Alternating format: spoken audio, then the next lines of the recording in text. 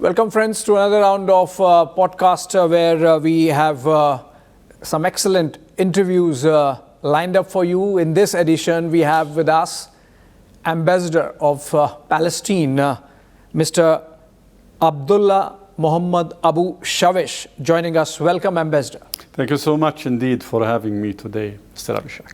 And what times to be having a conversation with you, Ambassador, because the war in the Middle East, or West Asia as we call it, is just not ending. And in fact, we are having this conversation in the backdrop of Israel doubling down on its ground offensive in Gaza.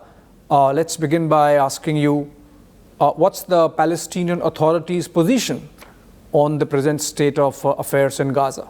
Thank you so much indeed, dear Abhishek, for having me again today. And allow me to start by thanking, of course, the Republic team for also having me. It is really amazing to be here and one of the most respectful channel in India. And when I say most respectful channel, because I already watched that, or I had been known that Republic had gone within one or less than one decade from 10 million viewers to 450 million viewers. This means that I am in the right place to tell part of our story as a Palestinian. I'm in a place that the people here in India is trusting them to have their information. Back to your question, and I would like also to start by saying that it's a state of Palestine, not Palestinian Authority. We are working to develop our position worldwide, legally speaking, of course. And when I came to here, I'm representing the state of Palestine,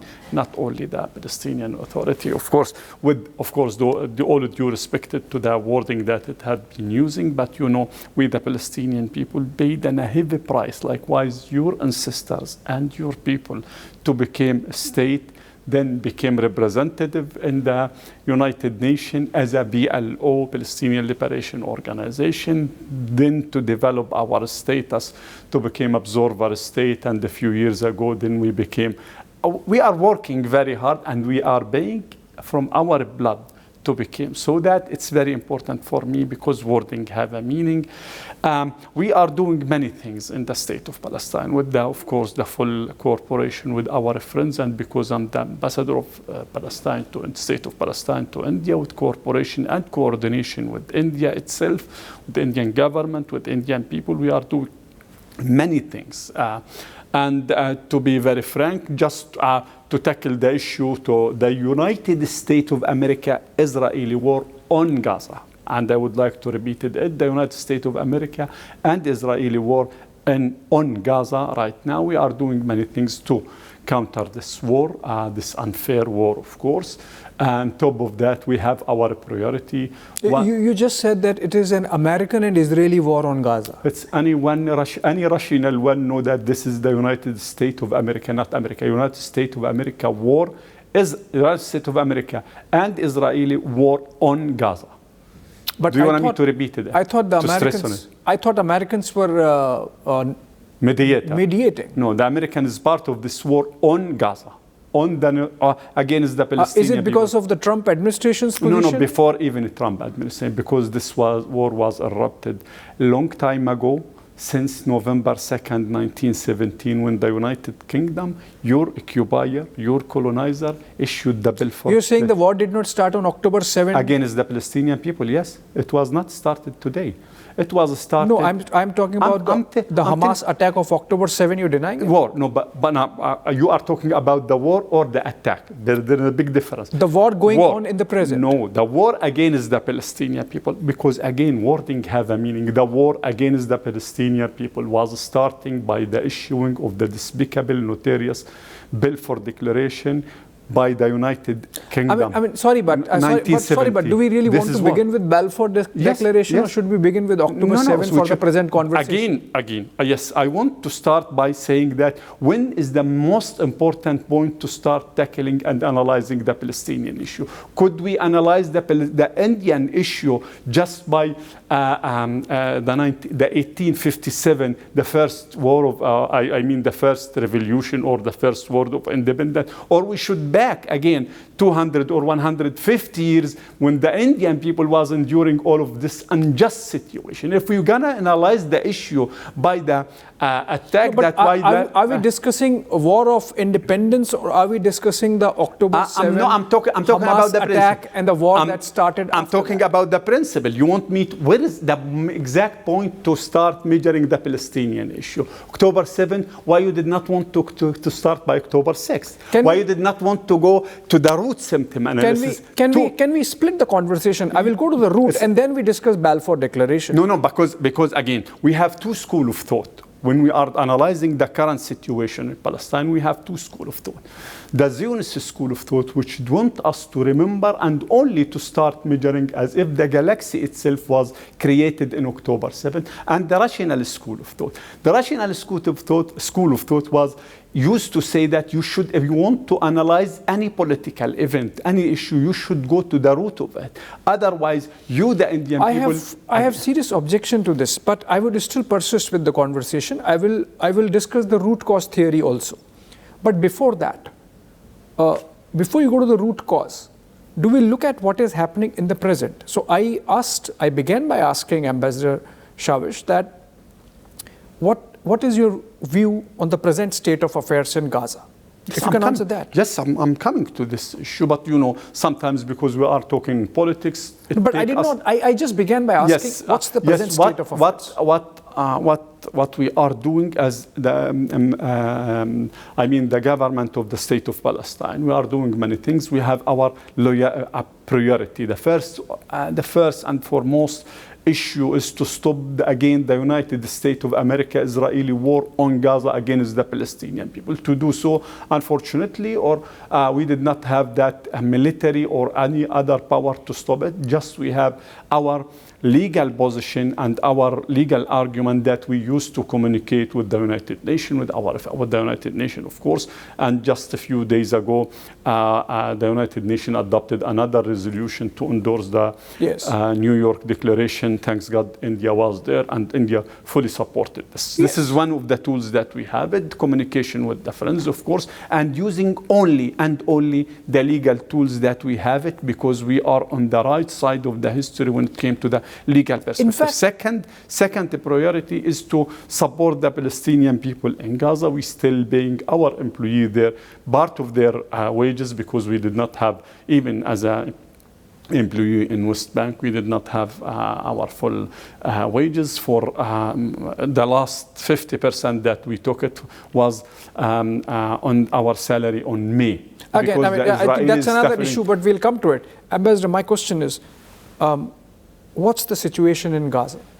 It's a devastating situation. When we talk about the very biggest power worldwide, military power, the United States of America, and the 15 in the rank. Israel is the 15 in the rank in the worldwide. So the first ever military power worldwide and the 15 ever military power at the rank is attacking 2.2 million Palestinians in only 365 square kilometer, which is completely under the Israeli and the American control right now. Are you present? I'm coming. Are you present in Gaza?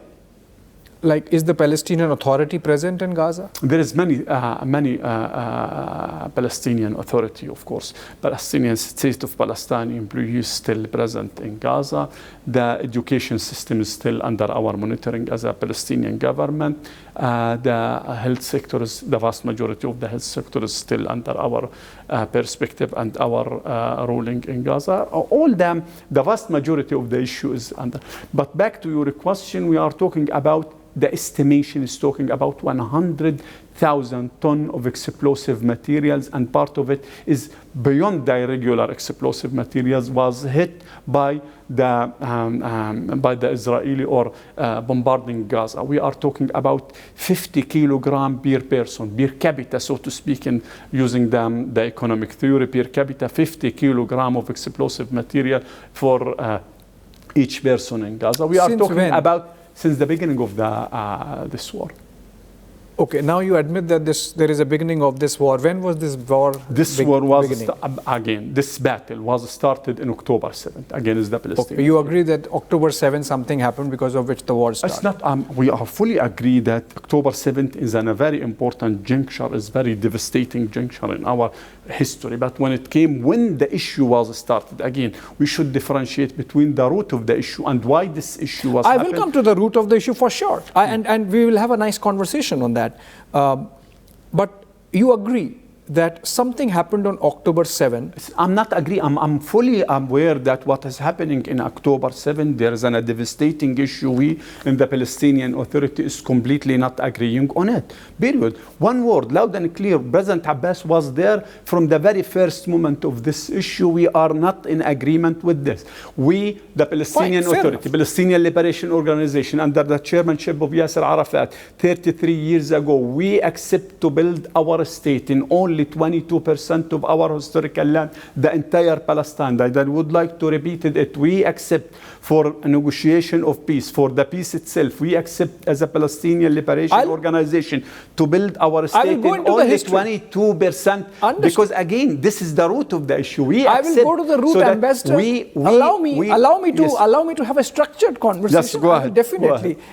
Bear with me, and I assure you that we will go to the root cause theory and the root cause discussion part also on this.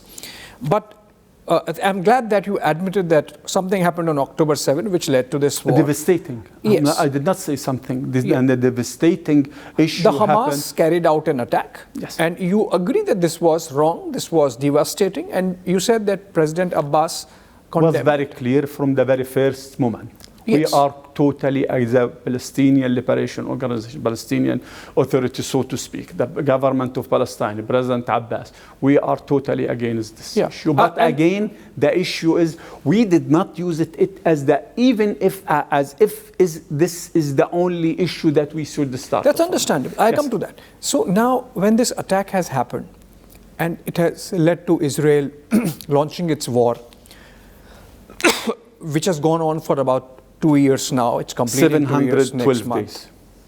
And Israel has a very clear stated position that they will not end this war till Hamas is finished or all the hostages are back. My question is, since you are connected, and in my introduction I forgot to mention that you were born in Gaza in a relief camp. And as a refugee, yes, in a refugee camp, and you can connect emotionally, mentally, psychologically with the state of affairs there. Ambassador, my question is, what stops the Palestinian Authority or the government of the state of Palestine to prevail upon Hamas to give the hostages back and end the war same day? Israel has said, we will end the war same day, give up the remaining 50-odd hostages back to us. This is two things. What the Palestinian did, what President Abbas called for, and the other part is what Israel is claiming. We should discuss both of them. Regarding the Palestinian president himself, President Abbas, from day one, even he was very clear, this should not be happened, the attack, and every single hostage should be back. He should not be even taken hostages, and every single Israeli and Palestinian hostages, because it's very important, should back to their home right now, yesterday if it is possible, but if not possible right now. We are talking about 152 Israeli hostages. Unfortunately, some of them was killed at the hand of the Israeli military operation.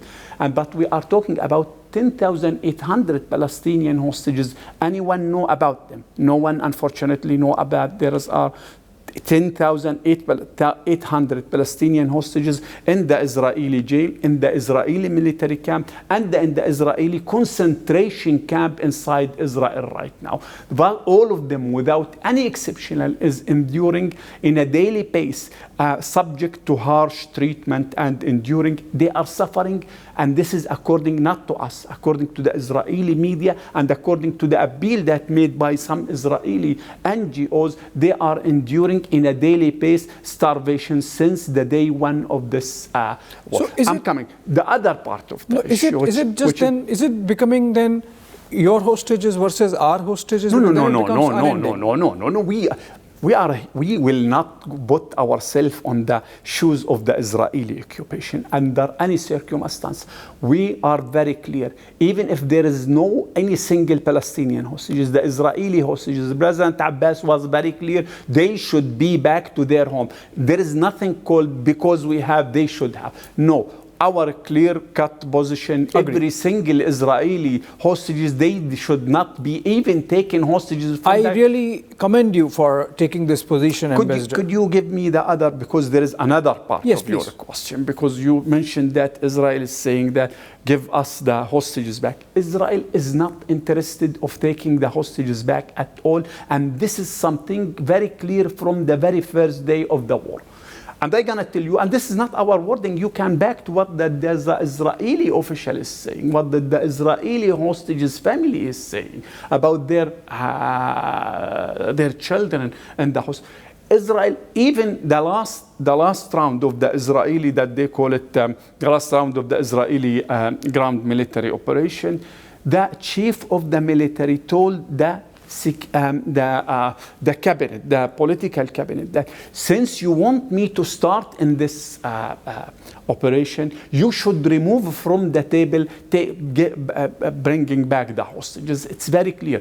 If they are intended to bring back the hostage, can I use your history as Indian people?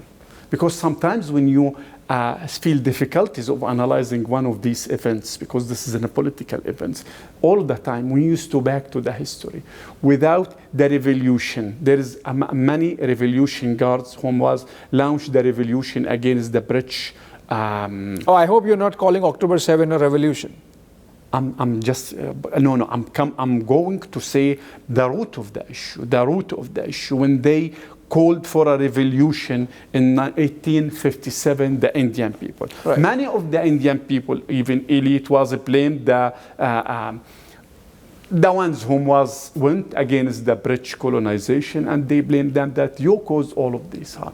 The question is, are we in position to say that the issue was at that time the problem came from the sepoy, so to speak, revolution guard, or the issue was the British colonization, the British company at that time? I'm very sorry, Ambassador, but are you comparing India's war of independence with the Hamas attack of October 7, for God's sake? It was at that time your ancestor was accusing of being anarchist, law broker, and all of these stuff. But this is a false equivalence. Even in in no measure whatsoever. You can compare India's war of independence with Hamas, a terror organization, carrying out such a heinous attack. The question, did your government is classifying Hamas a terror organization? Yes. No. Yes, Hamas is a terror organization. No, your government, I'm asking, are you why did Hamas attack you? The question is, are you going to put yourself on the shoes of the Western and the Israelis? I'm defending Hamas. It's a violent terror organization. Who's saying that? Israel. PLO itself, according to the American law, is still terrorist organization. President Abbas, they call him a terrorist diplomat. So the classification is there. Your ancestor Are you saying Hamas is not a terror organization for Germany? For UK? Are you part of Germany? I'm not. Are you accepting? Because you were saying Israel, America. So I'm saying about Germany, France, Israel. We will not accept. Of course. Germany, France, and all of these stuff used to classify. I thought you would not be an apologist for Hamas, but unfortunately you are turning out to be. I mean, why should you be defending but I will any not part accept. Of Hamas? No, I will not accept the Indian people to classify Hamas or any one of the Palestinian. I would say Hamas is a terror organization. I will tell you why. Hamas has linkages. No, wait Hamas has linkages. Wait a minute. Hamas has linkages with Pakistani terror organizations. Wait a minute. My question, did any Palestinian conduct any terror act against India?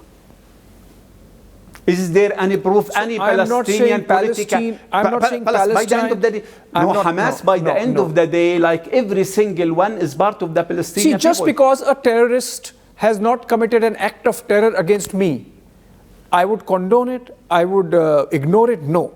If Hamas, but the question, who classified it? Your government is not classifying I am going Hamas. by the pictures of October 7. We should be extra aware. Your government is not classifying Hamas as a terrorist organization.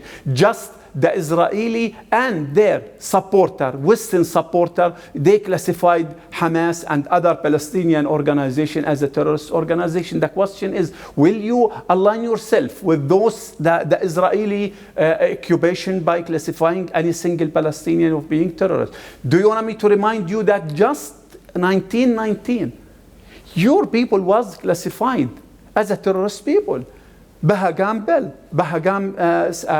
Sang was classified and hanged to death because they accused him of being terrorist, because he resisted the British colonization. Are you saying you did not want me? You did not want to comparison? It's yours, but by the end of the day, the classification is there. I really object, Ambassador, to your repeated attempts to bring any kind of false equivalence between India's freedom struggle.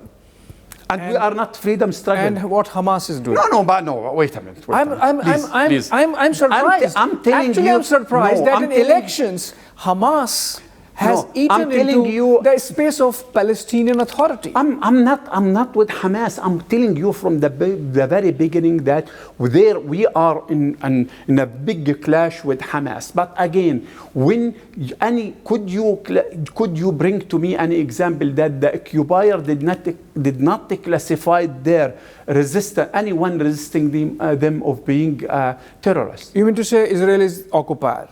100%. Israel is classifying President Abbas, the one who's signatory of the Oslo Accord. In Oslo Accord, we accept to build our state in only 22% of our historical land. They classified him as a terrorist diplomat. Classification is there. If you are resisting the Israeli occupation, 100% you are terrorists. The Palestinian. No, so listen, let me differentiate. What Israel's position is Israel's position. It's not my position. But you are lying yourself with Absolutely not. President Mahmoud Abbas, India has a state relationship with. Yes. India recognizes state of Palestine. And so I'm not on that. I was only making a limited point about Hamas carrying out a terror act and India as a victim of terror. And for about 3 decades, yes. We just cannot in any manner condone or blink at terror act happening anywhere in the world. So my thoughts come from that position. Also, look at this person called Ghazi Hamad. He's a Hamas official. He's not Palestinian Authority. Yes. He's vowed a repeat of October 7 attack. So while everyone in the world wants, Prime Minister Modi has said this is not an era of wars. We were in a very difficult situation. Prime Minister Modi was declared he will have a very clear position. He said that it is a terror attack. Period.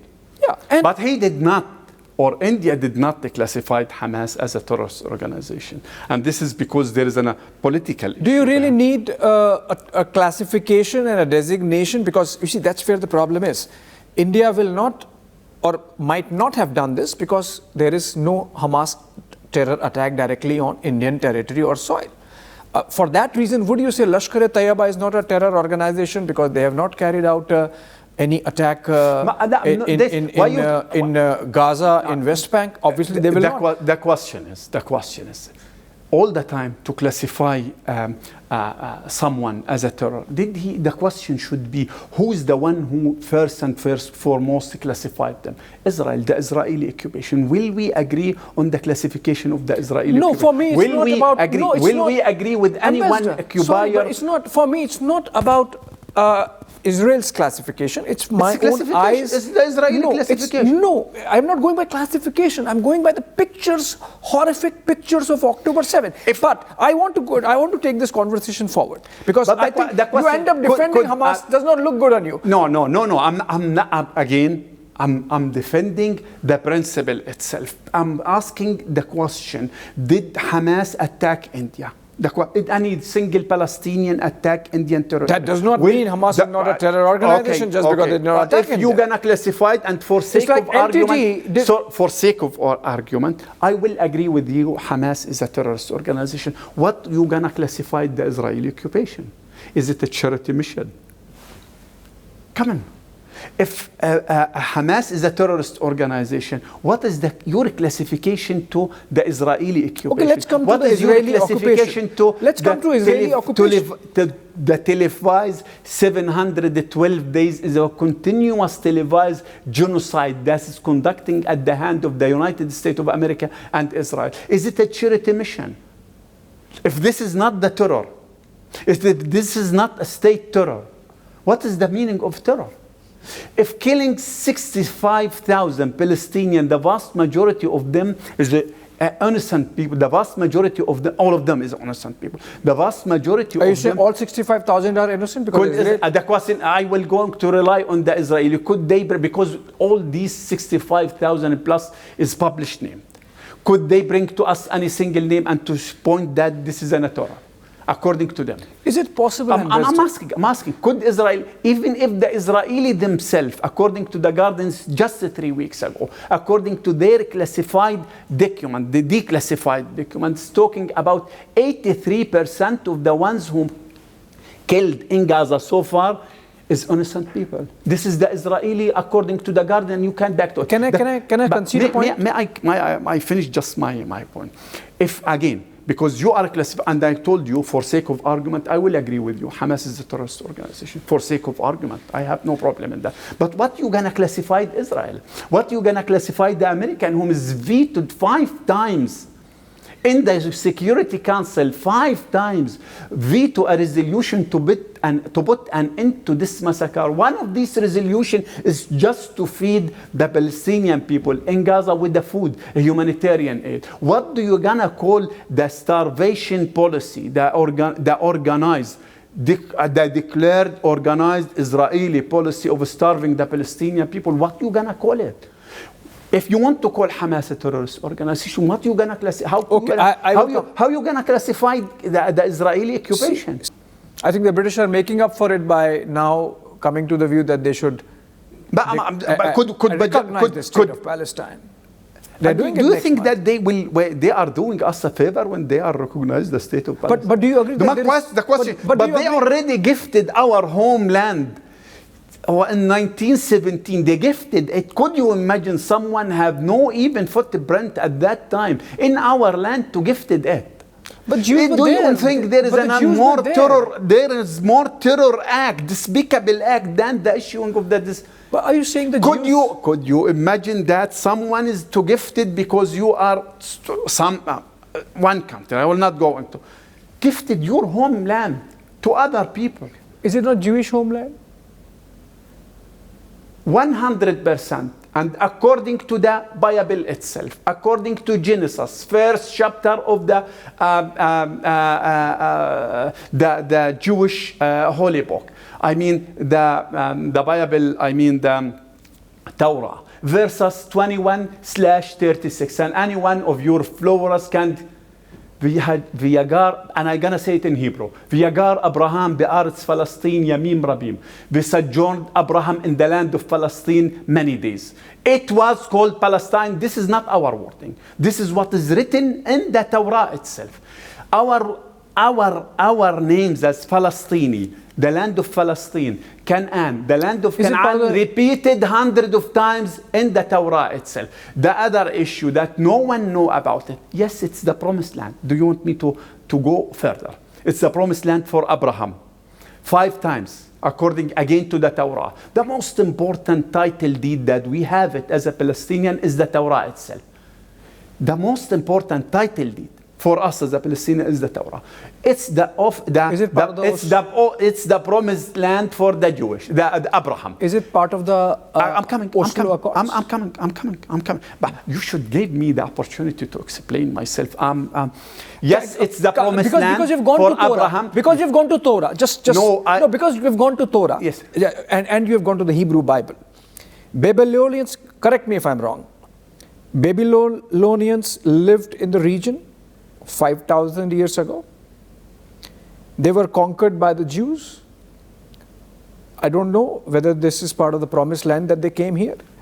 But when this happened, there were no Palestinians, right? I'm telling you. There were Plishtim, is it as the word is called, or Philistine as the word is called, right? It was a Roman word, right? No, it's not. Is it a Roman word?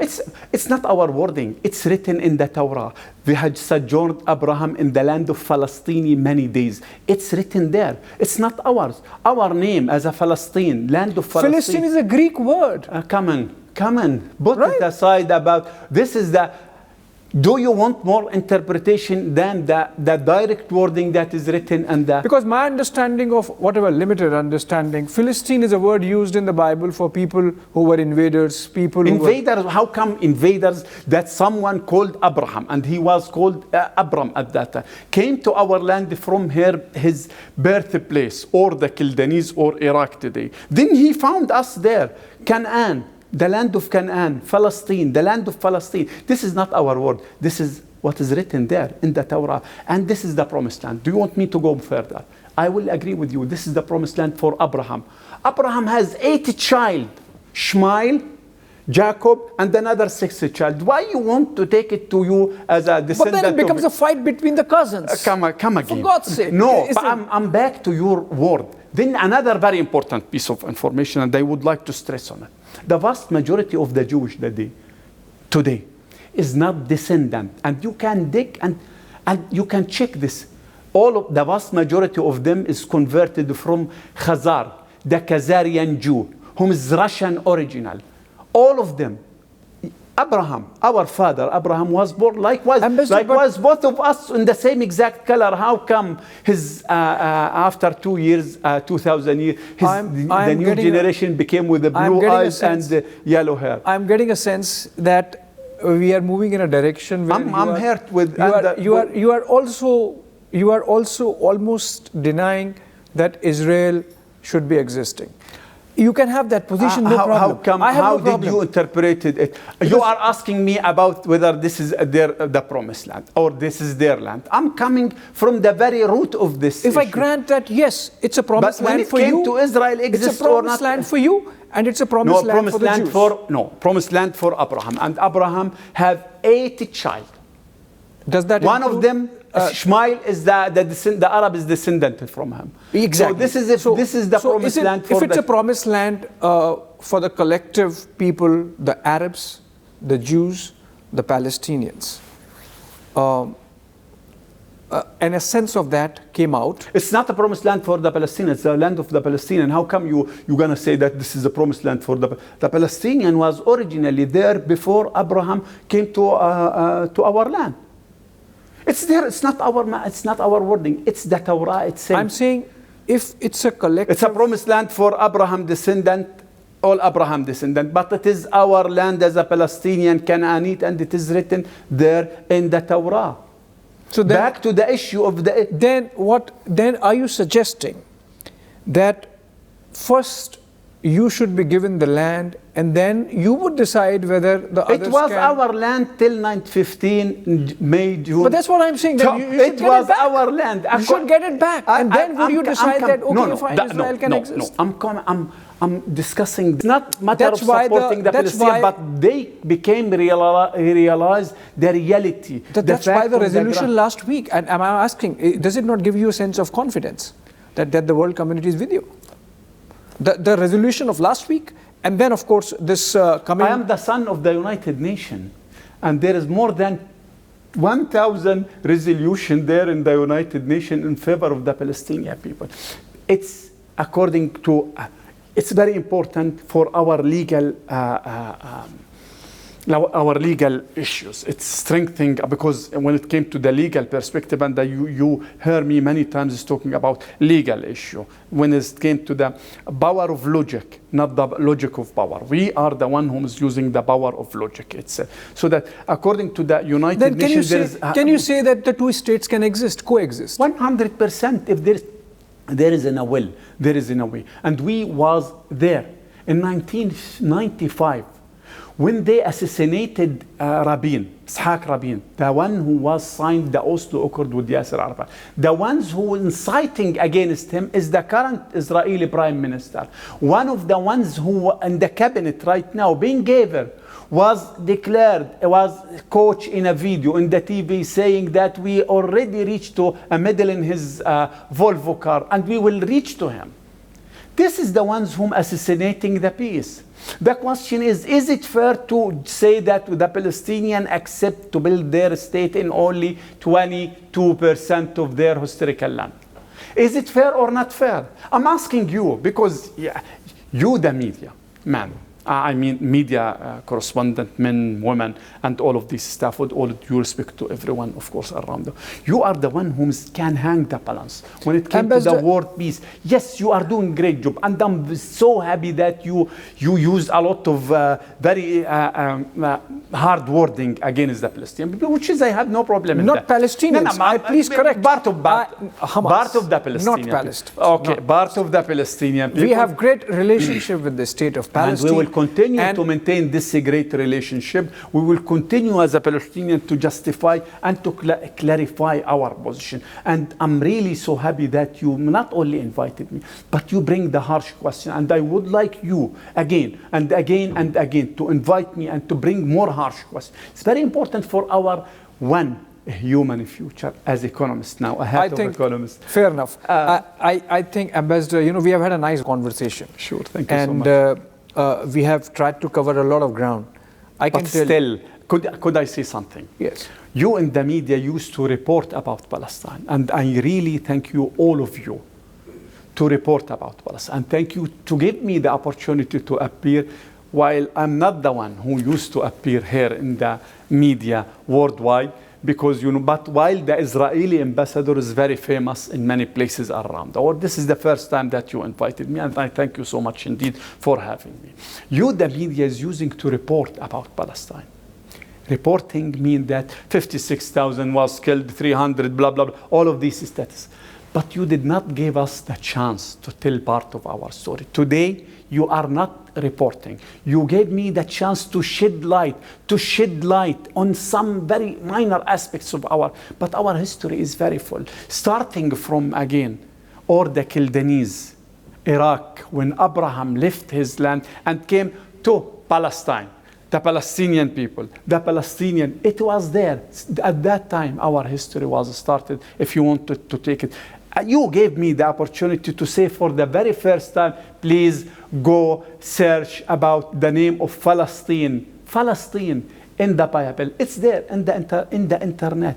You gave me the opportunity to shed light in some points in our story. You gave me the opportunity even to defend the Palestinian people and to put some logic. We might not be in full agreement, but again, this is the rule of this is the real rule that at least here, while I'm in the Republic here, which went from 10 million in one decade to 450 million, this is part of the respect that you received it from the people here in India. Please make sure to invite me one time and to invite the Israeli ambassador 3 times.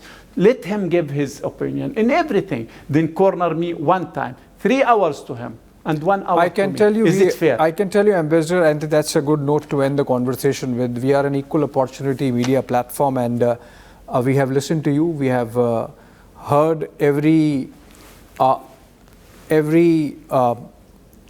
position of yours, and we have extended the same to the Israeli side. Sure, and it's very fair. I believe this conversation will go some way in bringing to light your side of the story also, and ultimately, that's the objective of any conversation. Tiny part of our issue, gave us the chance to tell our story.